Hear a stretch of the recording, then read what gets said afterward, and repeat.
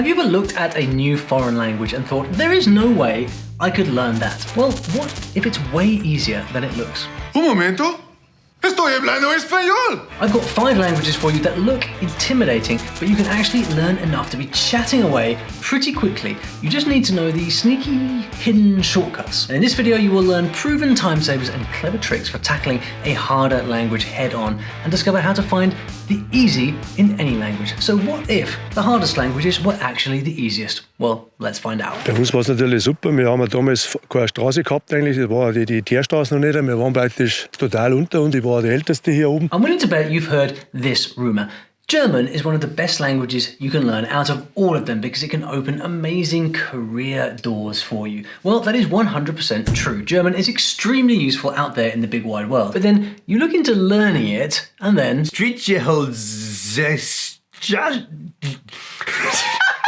Okay, what is this language? What's with the scary words? So intense. Stehen and stau und bin in ste. Well, stop worrying because I hear you and we're going to fix this together because German isn't really as terrifying as it looks. And a lot of that super hard reputation, well, it's just a myth. The German word of the day, Jein. This German term is a clever combination of Ja and Nein. Jein. This can be used, of course, if you want to say yes and no at the same time, or if you are unsure about something. It's a perfect word for indecision. Jein. In fact, German is packed with secret doors that make it easier for you. But first, let's look at those problems, shall we? My name is Olly Richards, by the way. I'm a linguist with 8 languages under my belt, and I wrote a bunch of books like this, including this one right here in German. So I just love sharing all the incredible cheats that I have learned along the way. So what is so hard about German anyway? So, das war's auch schon mit dem Video. Wir hoffen natürlich, euch hat das Video gefallen und es würde uns riesig freuen, wenn ihr dem Video einen Daumen oben gebt, damit ich sehe. The Foreign Service Institute, or FSI, made this cool chart that ranks languages by how hard or easy they are to learn. And they put German in category 2. So it's harder than French or Spanish. And that's mainly because of the grammar and the long words. Well, you can't avoid German grammar altogether, so might as well see what we're dealing with. The biggest thing people are scared of is the 4 German cases. Now, we don't have this in English, but basically German has a whole lot of different words meaning the, and you have to choose the right one, or you might as well be speaking Greek. Which the you use depends on something's job in a sentence. Say there is a dragon, because why not? Dragons are pretty cool. Is the dragon doing something? Then it's der Dragon. Is it receiving something? Well, that's dem Dragon. But wait, each noun also has a gender, which affects the case too. Hang on in there. Stick with me, because feminine and neuter words get their own versions of the. That's right, it's pretty crazy. Not to mention that German is really chock full of long words kind of squished together like sardines in a tin. So when you first try pronouncing them, they're likely to freak you out and make your eyes pop out of their sockets. Mind you, funny translations really help me remember things. I mean, thunderbeam? So it's not that German is terribly hard, it's just a little bit foreign to us. Im Schatten sah ich ein Blümchen stehen, wie Sterne leuchtend, wie Äuglein schön. This is German? Sure it is. German can sound gentle, believe it or not, and I encourage you to speak like this while you're learning. No rush, just natural, and don't forget all those lovely dialects. In Switzerland and Austria, German sounds a lot softer and sweeter, and there's nothing hard about listening to this. Die ist vegetarisch, wir zwar ein Schwein, am muss dazu, dass der Falsche sei und Brust. Like one person commented, beautiful women, beautiful voices, beautiful Austria, but not my point. See the words with capital letters, women, voices, Austria, these are nouns, and in German you give all nouns a capital letter, which actually makes them easier to spot in sentences. You see, not so hard after all. Now, many people blindly assume that German is difficult to pronounce, but it's actually a lot easier than English. That's 8. But I thought this was 8. Yeah, that's also 8. But wait, if this is 8, then this must be hate. It's different, now it's height. There aren't even any silent letters or confusing Frenchy things. On va commencer par les viennoiseries. So I think the best way to learn German is start with the alphabet. There are only a few really difficult sounds. Hin, shen. Hin, hin, shen. Hähnchen. Ah! And because there's no trickery, once you've got the alphabet down, you'll be able to pronounce almost every German word. Even the 4 extra letters are pretty easy to learn because they make sounds that you already know. The pronunciation, it's just like a normal S. For example, Spaß. This means fun. There are e, ö, and ü. You see, German and English are actually family. They have the same roots, which means the words overlap quite a bit. Check this out. It's pretty cool. Old English looked a lot like German. In fact, a full 40% of our words in English are very, very similar. And even if the German spelling might be a bit different, your brain adjusts easily when it sees the familiar parts. Think house, friend, and beer. There are tons of those words. So once you know a bit about German spelling, you can decode many sentences. Imagine how satisfying that's going to be. Of course, it can help to know a few simple tricks. Like when you see words with Z's and S's, try changing them to a T. And see what happens. And about those famously long words, well, they are actually just smaller words kind of snapped together. I mean, we kind of do it too with words like barefoot and merry-go-round. Don't know where I came up with those particular ones, but you see what I mean. Maybe try breaking down the words.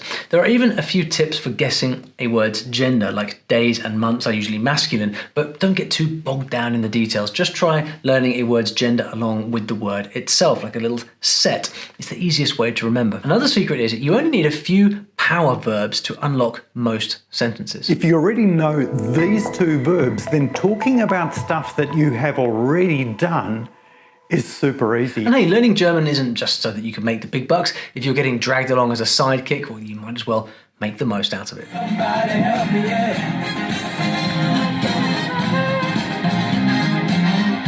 It's a fun life in Berlin. Just go crazy. Ever been to Turkey? Those people know how to sing everywhere. It's a huge part of the experience, just like playing with kittens. This one is pretty küçük, small, minik, tiny, way tinier than my hand. But wait, do people actually learn Turkish? And why? Öyle bir hemen uyum oldu. Evet.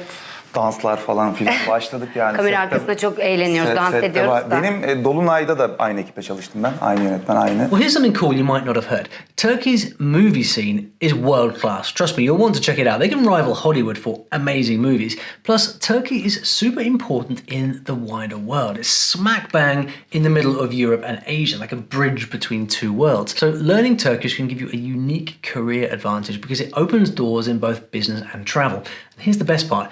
Very few outsiders speak Turkish, so you will stand out a mile. Bol fıstıklı yapacaktık ama bilmiyorum. Ben kaderime küseyim, ne diyeyim yani. Bir şey güzel yiyecektik. Bilmiyorum valla yani. Ama sen bulursun yine bir sihir yaparsın ona. Now the two big things that make Turkish harder are, number one, it's like German on steroids. It loves adding small words together till you end up with one giant word. And two, it has something called vowel harmony, which can be confusing. It sounds fancy. Sounds amazing, actually, vowel harmony. But in fact, it's just a rule that makes all the vowels in a sentence match so that they harmonize with each other. See these vowels changing? I mean, come on, that's pretty cool. Tell me it's not. Now, unlike German, there is not much overlap between English and Turkish words. They're from totally different language families. So Turkish might look like the Wild West at first. The most difficult words in Turkish.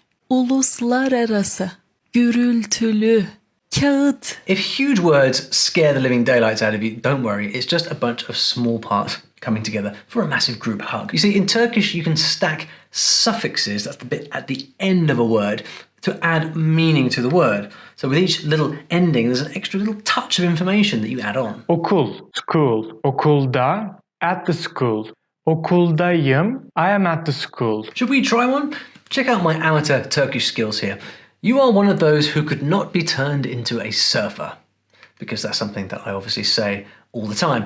It's a little contrived, or very contrived, but the point is, surf is the root word, and you can add letters to mean more surfer things. It's a total snowball effect. So clearly, the secret is, learn a bunch of root words that you'll use in your own life, then figure out which suffixes have powers.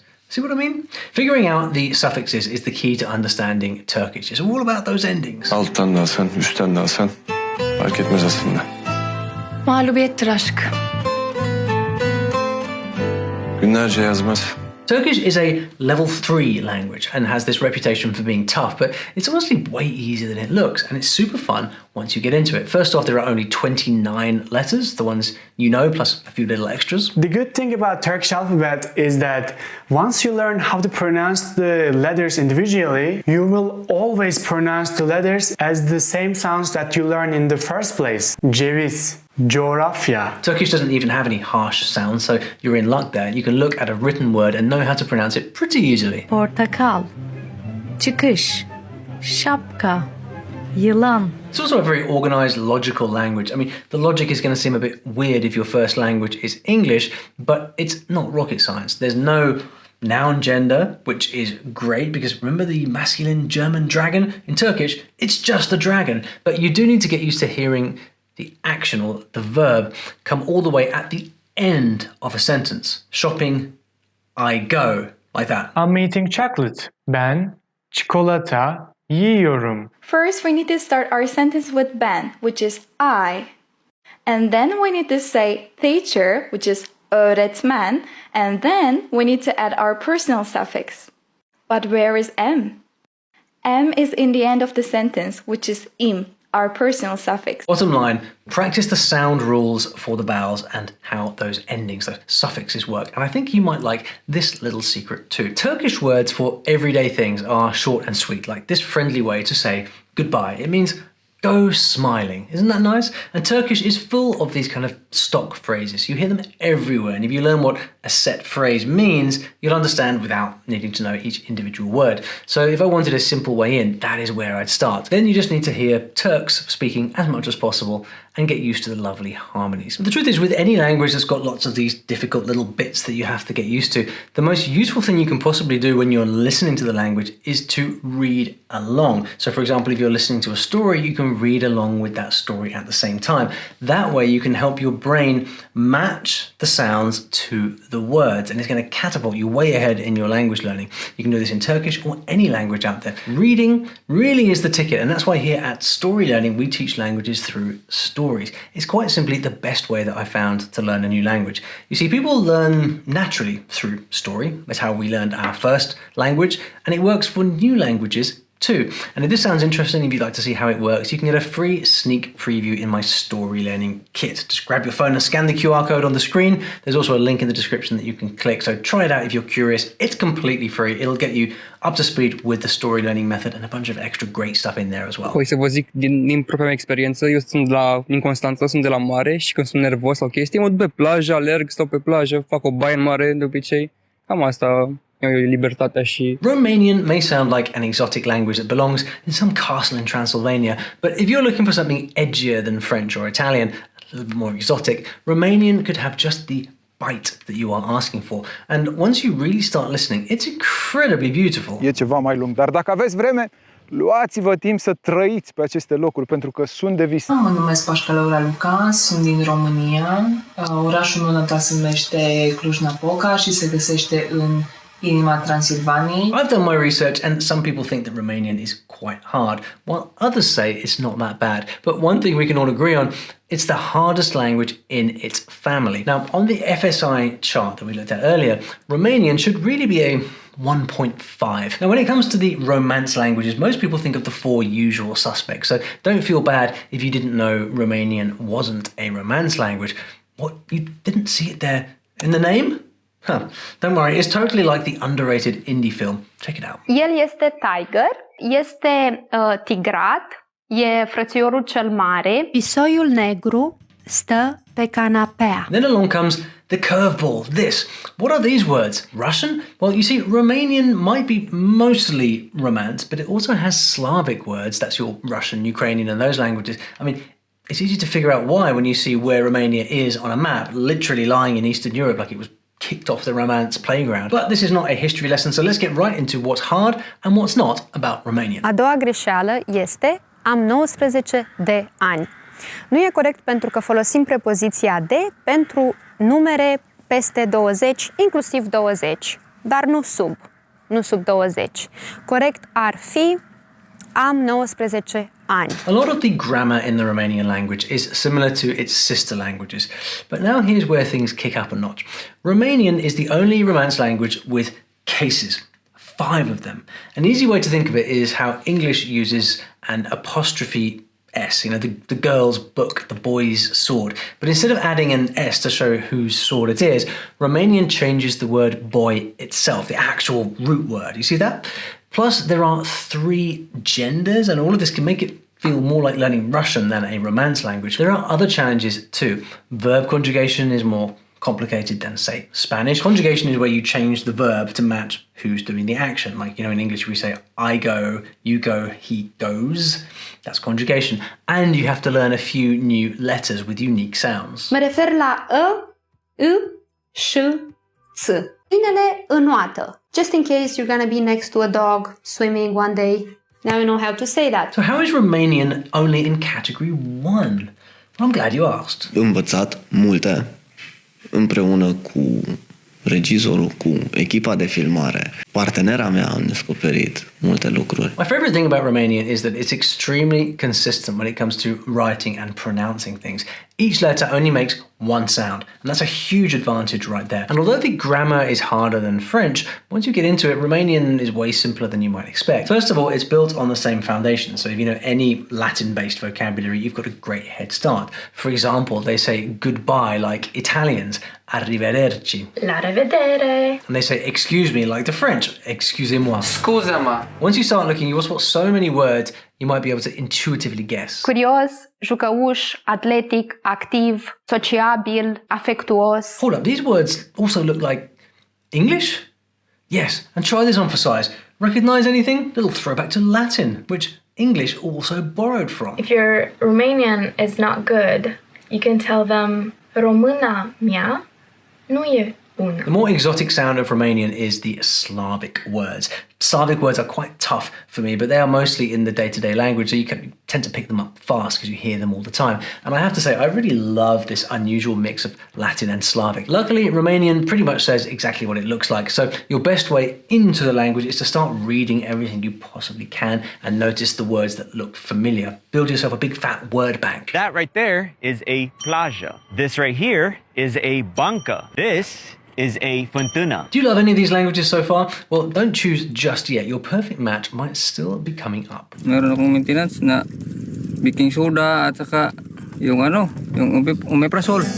Kaibigan ang kalikasan. Sorry doon sa video po natin kanina. So nawala po kasi yung sound doon at ayun nga napag-usapan namin. You've probably met Filipinos in all kinds of places. They are everywhere in the US, they're everywhere in the Middle East where I used to live, and they speak English with a lovely hint of an American accent. My name is Isaac and I'm from Manila, Philippines. I moved here in the United States last August 2021. It's just been 4 months since I've been here. Well, many Filipinos use English even in the Philippines, but they mostly speak a language called Tagalog or Filipino. And here's a fun fact. Filipino and Tagalog are varieties of the same language, but Tagalog was the original. It was once just one of hundreds of dialects until they decided to create a national language, Filipino, based on Tagalog. Anyway, there's just no denying that Filipinos are everywhere, and that alone is a great reason to learn their language. If you really want to connect with Filipinos, you should at least make a bit of effort to learn their language. It will really bless Filipinos, even if you only know a bit of Tagalog. Filipinos will be really impressed with you. Also, the Philippines is one of Asia's hottest tourist destinations, and it's a very affordable place to live. Just saying, in case you fancy it, in case you get sick and tired of the rain. If you work in Manila, you'll definitely have a better life if you know the local language. And then by far, the most important word to know in Tagalog is pinakanakakapagpapagpapagdamdamin. Now, Tagalog is a whole new world for English speakers just because it's so different. It's an Austronesian language. Think Pacific and Indonesian islands. Same ancestor as Hawaiian. But if you're aching for something more adventurous, this one will pay off. Ganito kasi yan, nung binata ako, lumipat ako sa Pinas at tumira ako doon ng 2 taon. Doon ko din nakilala si Jessica, ang asawa ko. The biggest challenges are in how Tagalog handles things like who's doing what to whom in a sentence, because it feels just so different from English. Basically, a sentence can be super flexible, so you can switch what you want to highlight by using special marker words. You can highlight the action, the object, the person that's doing it, kind of like saying, the main thing here is whatever it is. And I mean, maybe that sounds kind of fun, but when you're trying to understand a brand new language, well, it can take some getting used to. Tagalog also has a ton of unfamiliar words, but luckily there are also easy doors to open, so let's open them, shall we? Uy, ano na? Kumusta? Ito ang 2 bagay tungkol sa akin na baka hindi mo pa alam. The best part is Tagalog has no tones, no gender, and no new alphabet to learn. For an Asian language, that's quite something. And if you remember any Spanish from high school, Tagalog has loads of Spanish loan words. They even say kumusta for how are you? A little bit like ¿Cómo está? ¿Cómo está? ¿Cómo está? You see the connection there? If you want to say hello, how are you in Tagalog, it's Kamusta ka? Plus, there are bits of English sprinkled everywhere, so if you're keen to learn, I would first jump in with the mountain of familiar words. At least for me, I noticed how the pronunciation between Spanish and Tagalog are really similar. Especially, for example, like with the vowels, a, e, I, o, u. In Tagalog, we tend to roll our R's a lot. Americano, maarte. Yep, and pronunciation is not difficult. There are only 5 vowels, a, e, I, o, u, so you can start reading aloud straight away. You're going to know how to pronounce what you're seeing, even if you're not quite sure of the meaning of the word. Nayari sa patpat at papel de hapon. Magandang laruang pula, puti, azul. How was that for you? He speaks a little fast, but it's not hard to make the individual sounds. Just practice reading along with videos like this and you will get better and better. But the real shortcut here is you gotta talk with Filipinos. Honestly, that's the best way in. My friend who speaks fluently did exactly 0 grammar lessons. She just learned on the ground, chatting with native speakers. And one huge tip, try to ask them for feedback. Filipinos usually won't correct you because they are kind of big on humility. But if you ask for feedback, they will be thrilled. And don't mind the giggling. It's all in good spirit and it's just their way. By the way, it's okay to use an English word if you don't know the right one. Filipinos do it all the time and you'll sound just like a local. It's definitely a language made for conversation, not a textbook. And if all else fails, go and hang out at a karaoke bar. It's their national sport. Ti'n gwybod, o'n i'n mynd i ysgol, o'n i'n rhaid siarad Cymraeg trwy'r amser. There you go. Okay. Ever heard anything like this? If you're from the UK, you will know what it is, and it's all about the rivalry, you see. Welsh is a Celtic language, the very old and mysterious language of Wales, and why should you care? Well, because the next time you visit the UK and go travelling around, you could have the time of your life instead of just being a clueless tourist. Also, nobody will expect you to have this amazing skill.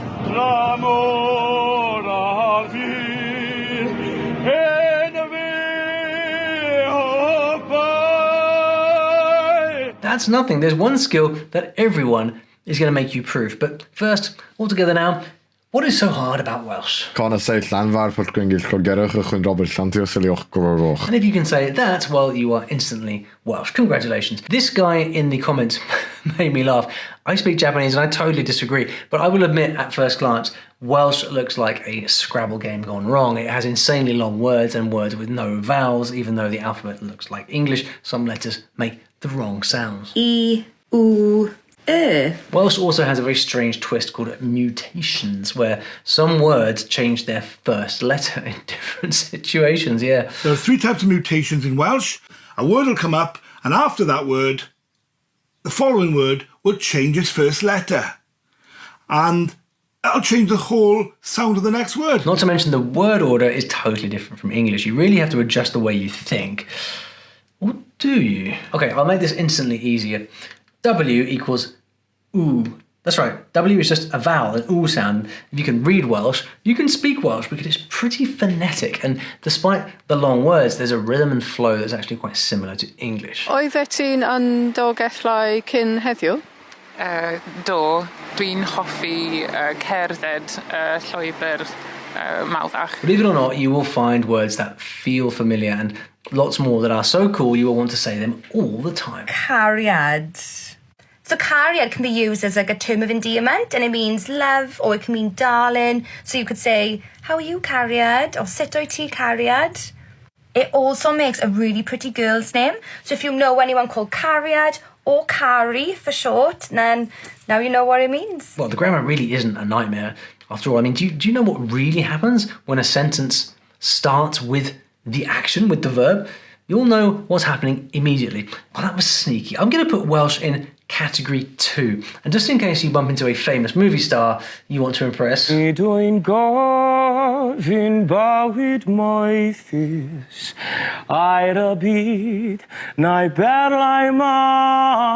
welcome. Of course, if you'd rather learn a language with no mixed signals whatsoever, I have 7 incredibly easy ones for you to choose from in my next video, like the language specially designed for world harmony. And I bet you have no idea what that is.